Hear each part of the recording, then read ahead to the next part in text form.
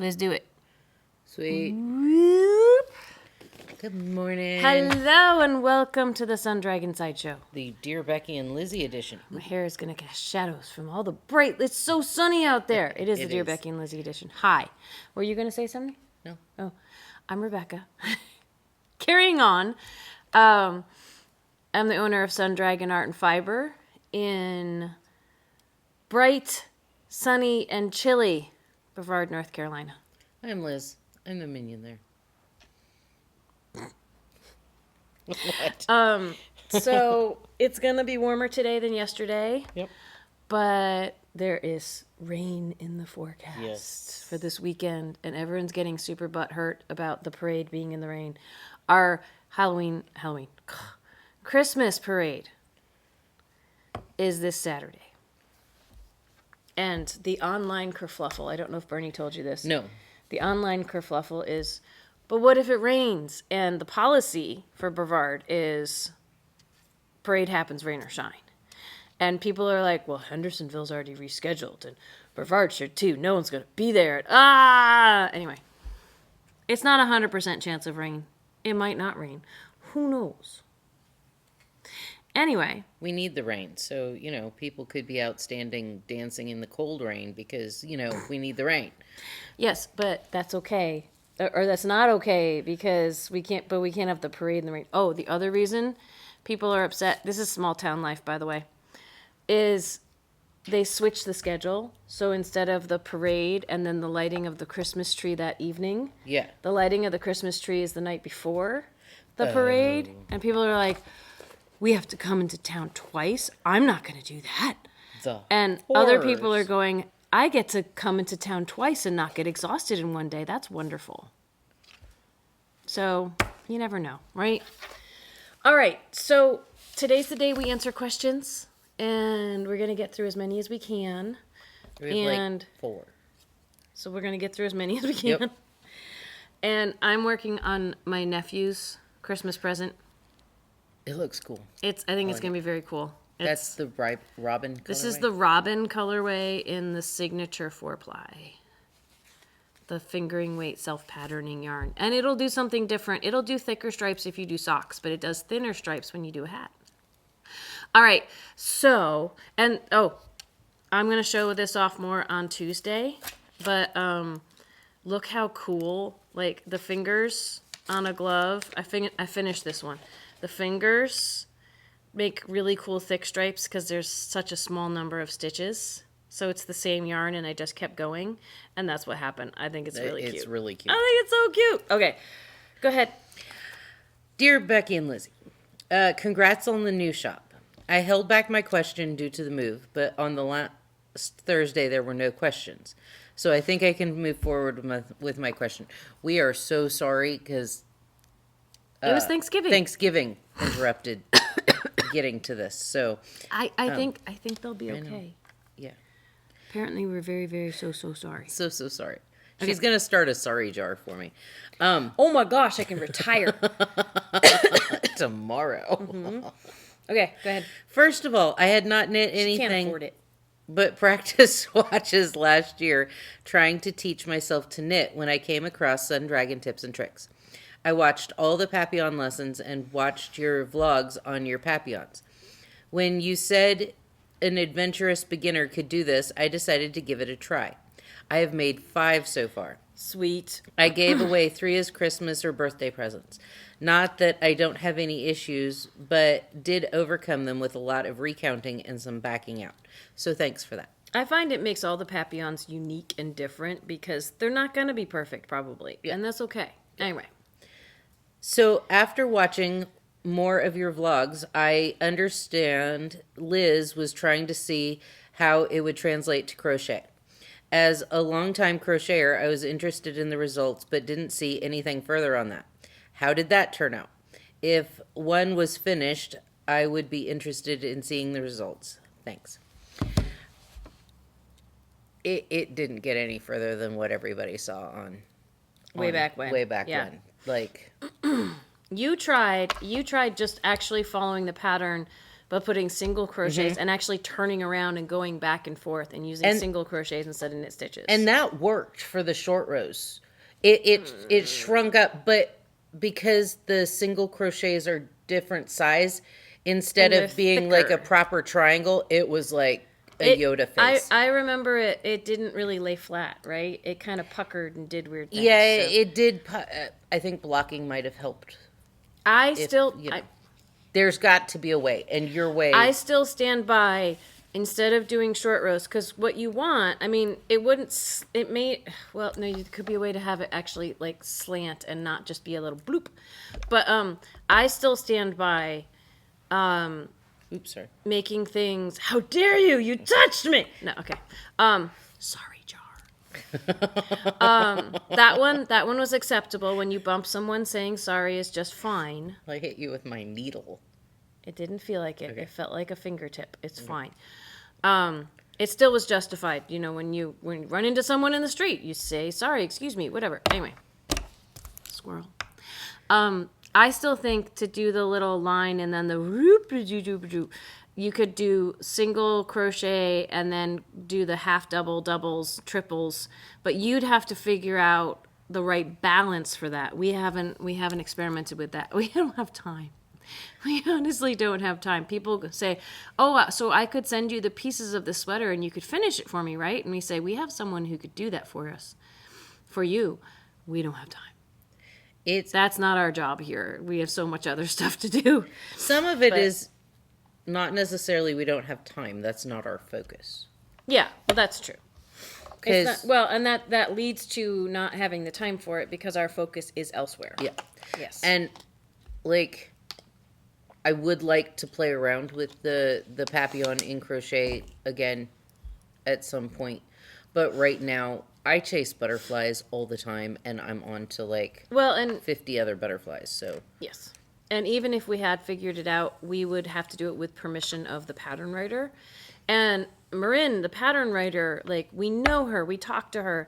She was trying to have someone figure out a crochet version a while back, and it may have been that even that person wasn't able to find an easy alternative or a way to easily, they might still be working on it. So it hasn't happened yet. and That's why you didn't see it. Yeah. It didn't happen. we even if we figured, I remember your sample something- was like this big. Yeah, even it was only like to row or stripe 4. Like it wasn't even. Yeah. Even if we were to figure it out, we're not pattern writers. So to put it in everybody would be like, "Oh, cool! How did you do that?" And we'd be like, you know. I have a friend who's hoping I can polish up a pattern for her, and I keep trying to get to it and work on it. And yes, not my forte, but something I'm willing to try in that circumstance. But it's very hard to do it. It's not as easy as it looks.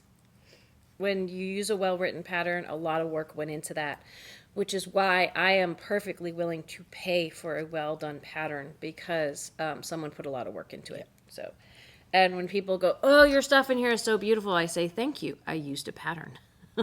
Yeah. For me personally. Some people like to improvise or riff off of a pattern or just make stuff up on their own, and that's awesome. It is not my forte. And part of that is because I need to be able to tell people at the shop who are buying things, who want pretty stuff to come out looking somewhat similar, how to do it. So, Yeah. My dad was once like, "You should write patterns," or "Do you write patterns?" or all these things. And I do want to get to the next thing. So, and I was just like, that's a whole different ballgame. Yeah, So. writing patterns is. Right. There are people that can, and there are people that Yes. should not. I did not mean for that to be a long tangent. Sorry. No. Okay, next question. Teal hairs in all of my knitting. I'm shedding. Yes? Dear Becky and Lizzie, Rebecca's take on Forestland is so pretty. I really like how the top is fitting, so would ask her this. Oh, that's right. I haven't looked this up yet. Per the pattern, what size are you making and how much ease for the girls? That will help me in deciding the size I want to consider for myself. Okay. As always, enjoy you both and encourage long distance customers to visit in person if they get the opportunity. Nobody is nicer than you two. Aww. Yay. Okay. Since my phone is filming right now, let me try to get up the pattern. Da da da da. Is it? Oh, good. It's one of my open.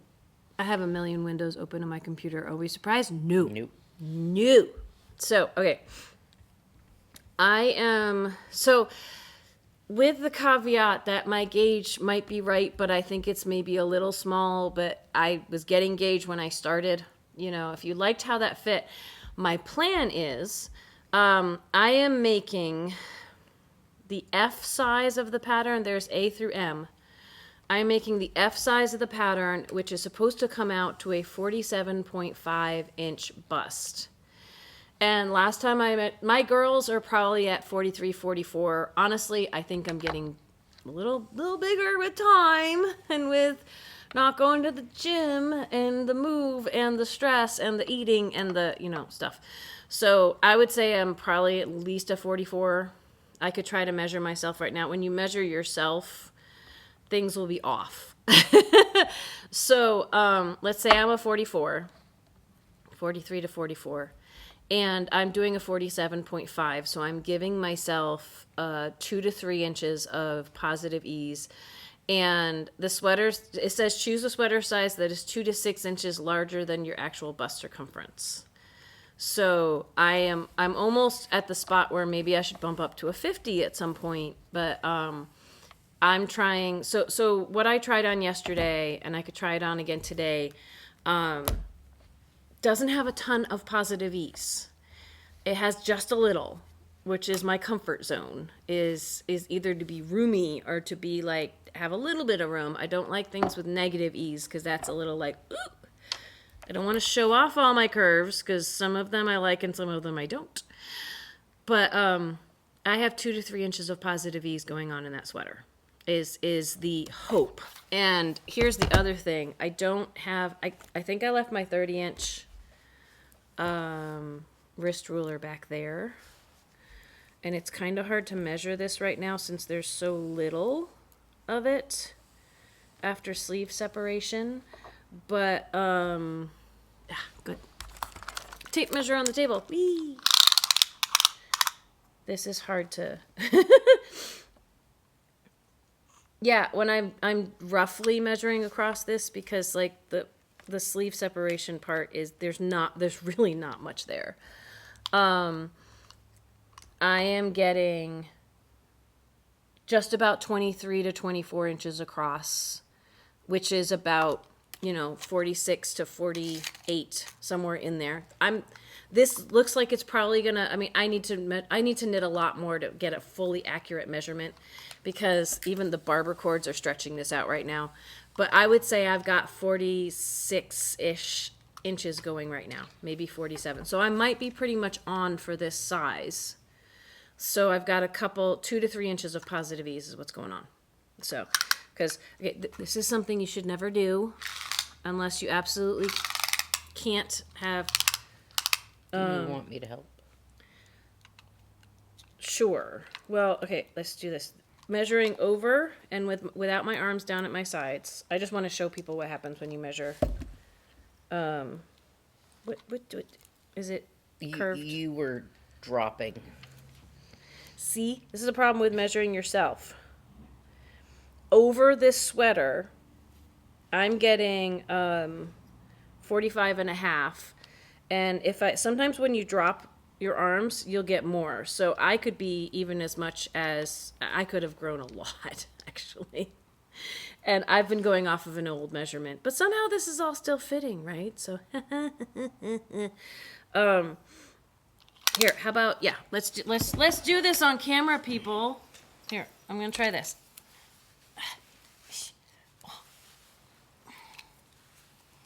How we measure things at the shop is usually I stand behind the person and I say, put this over the largest part of you, which is my girls, and put your arm, woo, you need to be snugger, Liz. It's gonna fall. Woo! And then put your arms down at your sides. I have 45 and a half. Okay, so see, I've gotten a little bigger. I used to be a 43. I am no longer a 43. Well, I'm closer to a 45. I would call that moving, and we're not eating as well as we should during the move because Yeah, and you know what? I don't know if that's getting better anytime soon. So I'm going to take it as it is. So I'm about 45 and a half, and I picked a size that is 47. Did I say 47 and a half or Yeah. something like that? So I picked one that was only 2 inches larger than my girls are right now, and I might lose some weight if I get back to the gym. I'm not going to the gym to lose weight. I'm going for stress relief. So I know I've gotten a little bigger. I know that certain parts of my clothes are fitting a little tighter. So I think it's always better. We had someone in here the other day who's knitting for her husband, and she said it's a project she's been working on for a very long time. She's like, maybe it'll encourage him to lose weight. And I am of the mind of try to make a little positive ease if there's room. Like if you started a project a really long time ago, it's hard to change the size of that now, right? But if you're planning a project from start to finish right now, I would plan for a little more positive ease rather than I'll lose weight to fit it. I would rather create something that will fit me well or fit me okay rather than have it fit me tight to encourage myself to lose weight because that's just, that gets hard. My family has always been buy clothes for the size you are now. Mm-hmm. Because if you buy clothes for the size you want to be and it doesn't happen, then you've kind of, Then you might be making yourself very upset. Yes. I'm going to let you read this one. Okay. Just because. Okay, Liz and Rebecca, quick question. I'm an English knitter, so I throw for my knit stitches. And I'm an English knitter. That's probably why she gave it to me. So that means holding the yarn in your right hand and either throwing or flicking rather than kind of picking with your needle because your yarn's over here in your left hand. When I'm doing a yarn over that's between 2 knit stitches, I throw for the yarn over just like I would a knit stitch. But how am I supposed to yarn over if it's a purl yarn over knit or a knit yarn over purl or a purl yarn over purl? Is it different? Okay. Thanks for your wisdom, confused thrower. So I picked up from it. I think it was an interweave knitting article at some point. How I do all of my yarn overs. And there is such a thing as like people will say yarn overs from a purl to a purl or a knit to like they can have different thicknesses, especially going from say a purl to a knit. I tend or like the opening might be smaller or bigger. I tend to not stress about that and just use my conventional wisdom rules for yarn overs. And this is going to be backwards from what you all are seeing. You're seeing the backside. Essentially, it is get your yarn to the front before a yarn over. So this might be exactly what she's doing. Of when it's between a knit and a knit, she throws the yarn over her needle. It's basically get your yarn to the front. So if it's not there already, if it says yarn over, you're gonna come to the front between the needles first. And then you're going to go up over your right needle for whatever you need to do to prepare for your next stitch. So let's say between a knit and a knit, you bring your yarn to the front, and then up over the needle, or if you're holding it in front, it's going to naturally come up over the needle to do your next knit stitch. If you have a knit stitch and then there's a purl stitch, again, bring your yarn to the front, but then you have to wrap around your right needle before you purl. So if you bring your yarn to the front and purl, there will be no yarn over because you have just set your yarn in place for your next stitch. So your yarn's in front, and then you're going to come all the way over around your needle to the front again. And then you can do your purl. For now I've just purled, and if I just purled and I need to do a yarn over for a purl, I need to make sure I wrap my yarn around the needle and back to the front again, and then I can purl. Now, if it's a purl to a knit, my yarn's already in front. So my rules are get your yarn to the front. If it's already there for a purl, but you have to knit next, you can just go ahead and knit because that's going to bring your yarn over and create that yarn over. It's kind of creating holes on purpose is what yarn overs are. Or if it helps your brain to say, I'm going to go up over my needle, and then knitting, you want your yarn in the back, so I'm just going to go ahead and knit. And I'm flicking more than throwing, but it's the same thing. So like if I came forward and had to purl, and then I'm a thrower, so that means I kind of like grab my yarn and manipulate it more than flicker. Bring your yarn over to the back, so it's hanging off the back, but it's come over your needle. So I hope that helps. So when in doubt, when you're going to do a yarn over and you're holding your yarn in your right hand, you want to, when it says yarn over, get your yarn to the front. That's why in Britain they call it, in the UK they call it a yarn forward often, because like continental knitting, it's yarn comes to the front, but then it goes up over the needle like automatically. So And I'm watching this, and this is fascinating for me because I continental, but I Norwegian too. So I never bring my yarn to the front. So like when it says yarn over, I just stick my needle in the back and the yarn's already in the front. And you said that really, really, really fast, and most people at home are going, I know. What? I don't ever bring my yarn. She's talking about when she purls, she comes under like I come this. under and behind. But under and behind, that's the yarn front. Yeah, that's the yarn front. Mm-hmm. So like, I don't actually bring my yarn to the front. It stays behind my work. My needle is what goes behind my yarn. Why the person is asking me the question. I know, but it's fascinating for me to watch because, like, I mean, in theory, I know that throwers have to bring their yarn to the front to do a yarn over, but like the way you explain it is so cool. Continental people. Well, Anyway, yes, it's fascinating for her to watch a different style. Yes. So again, yarn when there's a yarn over. For me, it's for both English and continental knitters, but especially for English knitters, when there's a yarn over in the pattern, no matter what you're really doing is you're getting your yarn to the front. If it's already there, like for a purl stitch, and that's what Liz is saying for Norwegian, she doesn't actually bring her yarn to the front. She ducks her needle under. But putting that aside,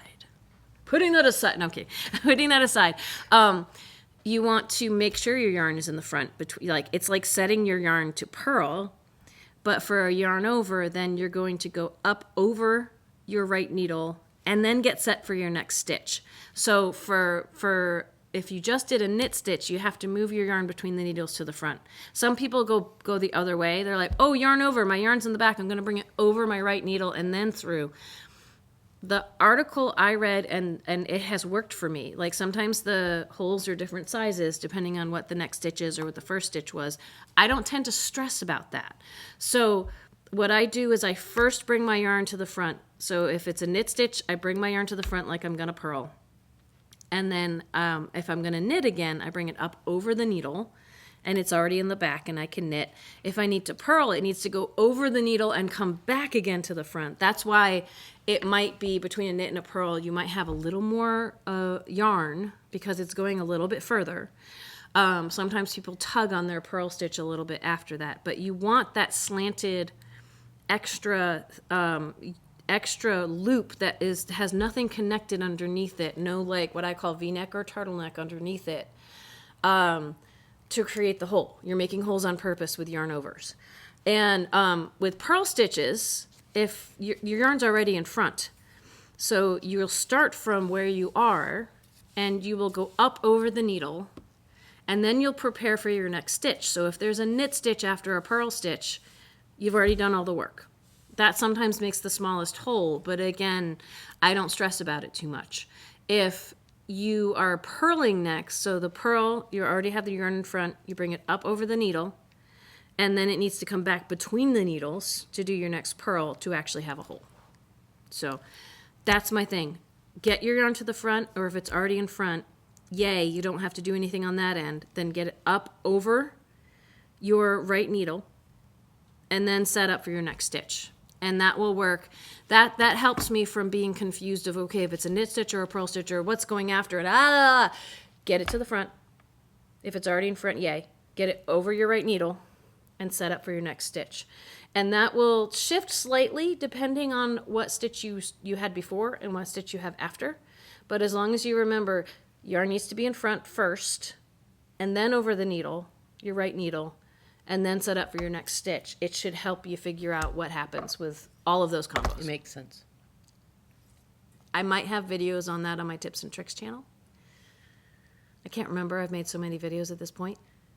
So if you want to see it looking down, like the camera looking down on what I just did from, you all saw it from behind, go check out Sun Dragon Tips and Tricks. And if you don't have it, it could be an idea for a future Yes, episode. I think I have, but I could do a more updated video. I haven't made any new videos for that channel in a while because of the move and the knit along we were doing, and I will get back to it at some point.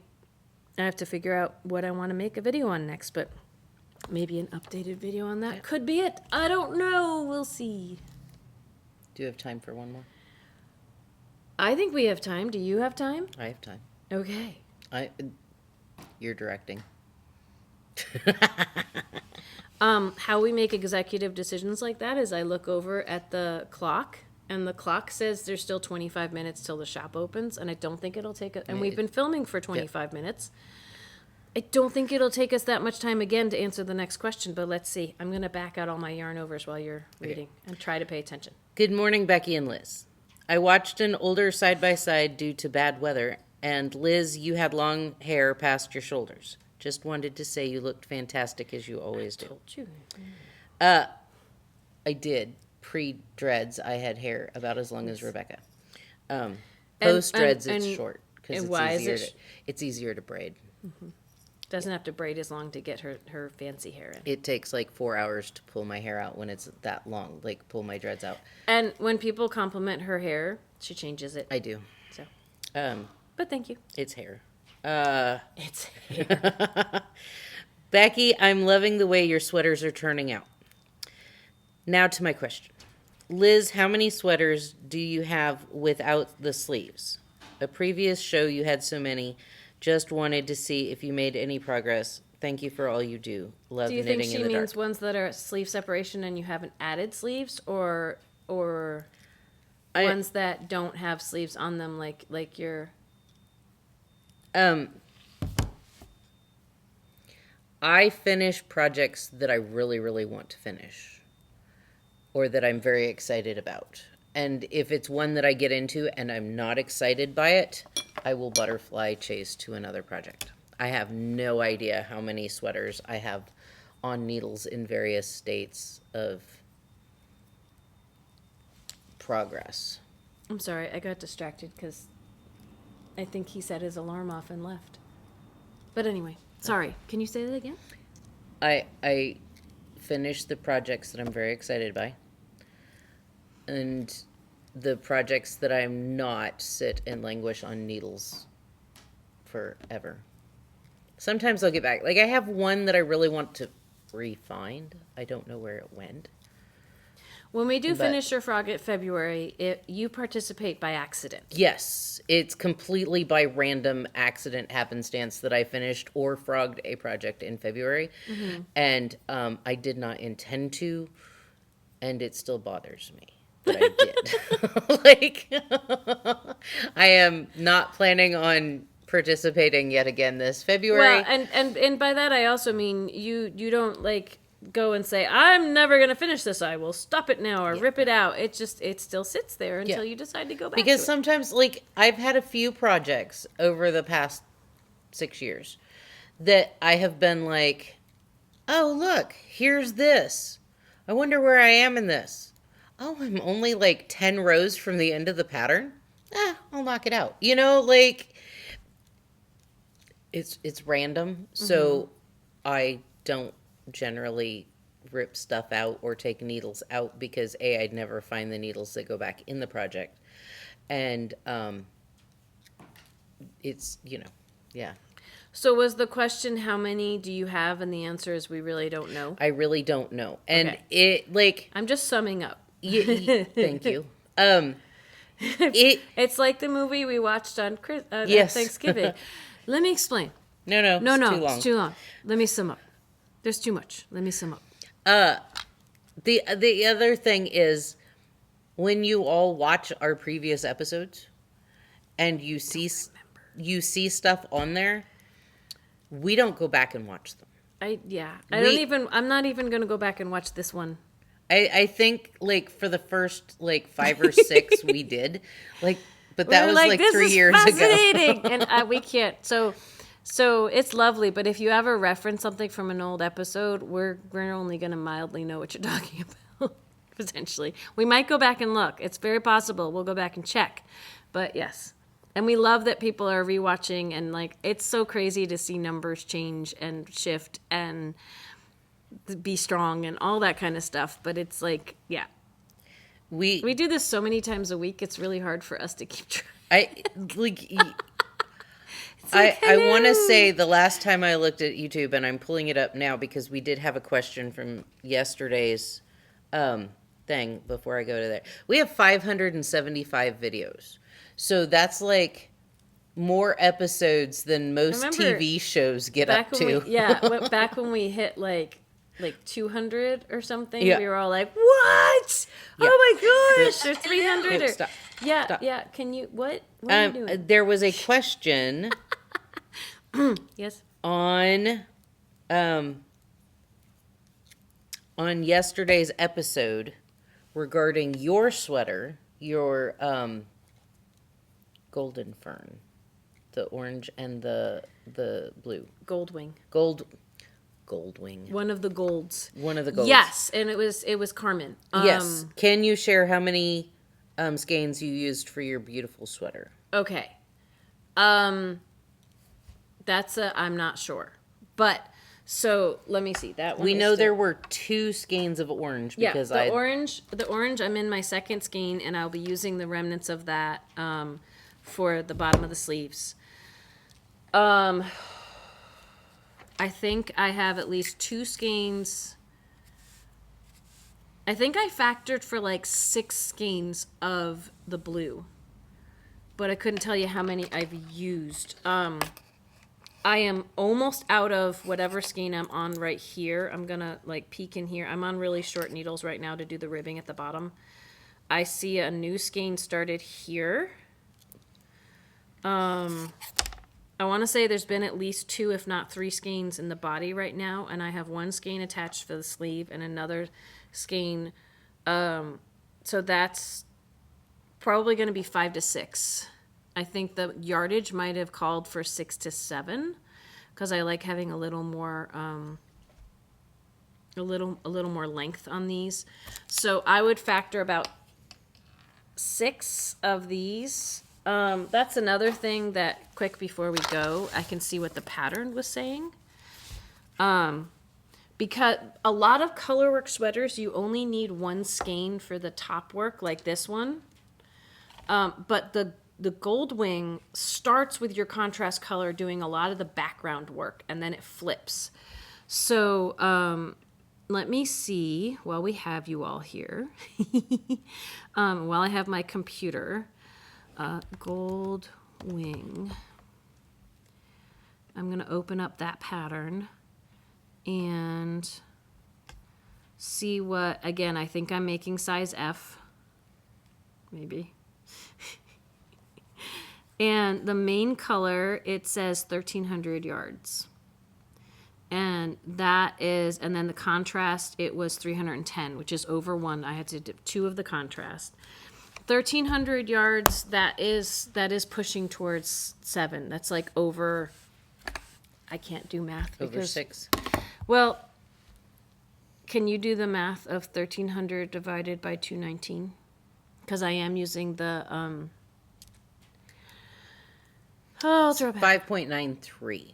And if you wanted any extra length, I think that's why I factored for 7, and I think, like, the yarn is all over my house. I don't even know if I have all 7.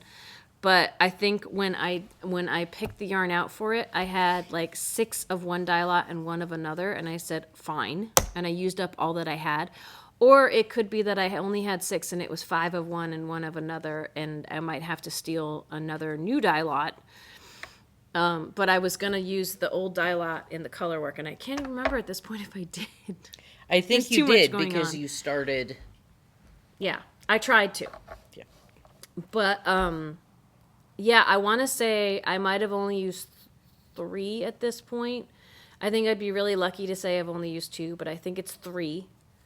But I'm literally almost out, and I might have to start. And I think I'm going to have to start a new skein before I finish the ribbing at the bottom, which is always a pain in the bum to start a new skein when you only have like an inch left of knitting. But I'd rather not short shrift the ribbing at the bottom.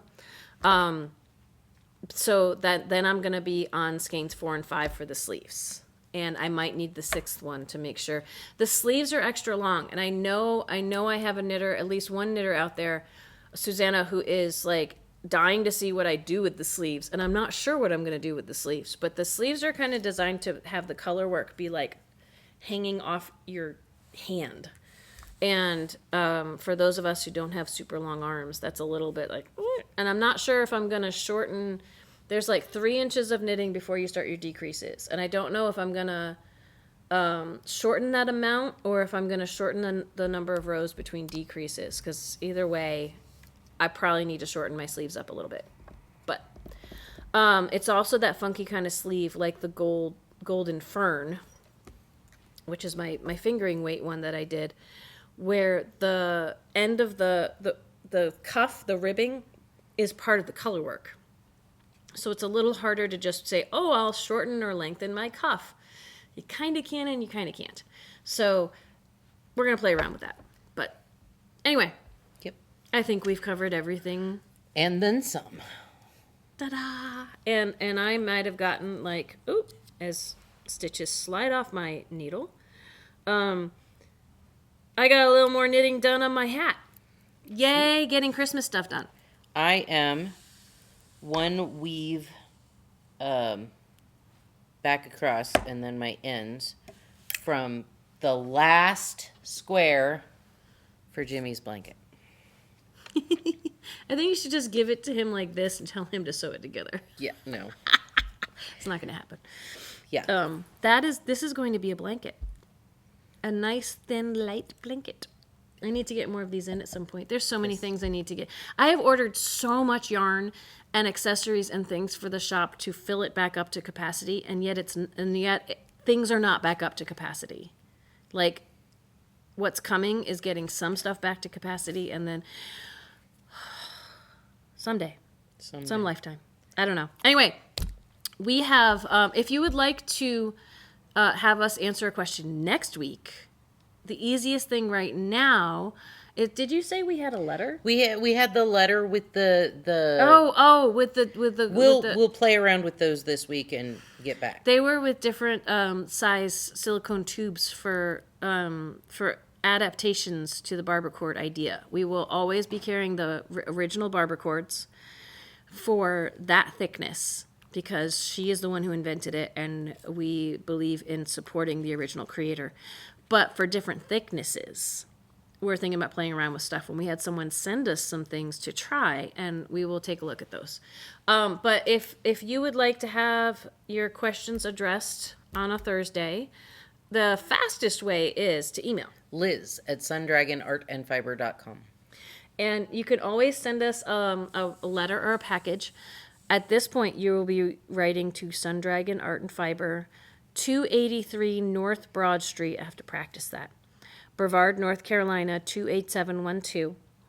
And we have virtual sit and stitch tomorrow night, Friday night, from 7 to 9 p.m. U.S. Eastern Time. And you get in with the shop phone number. 828-877-3550. That's on Zoom, if I didn't already say that. And we'll see you next week, other than that. Yeah. So, all right. And we have an indie dyer coming in on Saturday for locals, the Fiber Fairy, if she can get here around the crazy parade that's happening. I've tried to give her directions to bypass it, but she might be sitting in traffic on Caldwell Street for a little while. But come by and shop with her and save money with us, because if you buy from her, while you're in the shop, you can save 20% on a purchase from us. So, yay! All right, we will see you all later. Bye. Bye.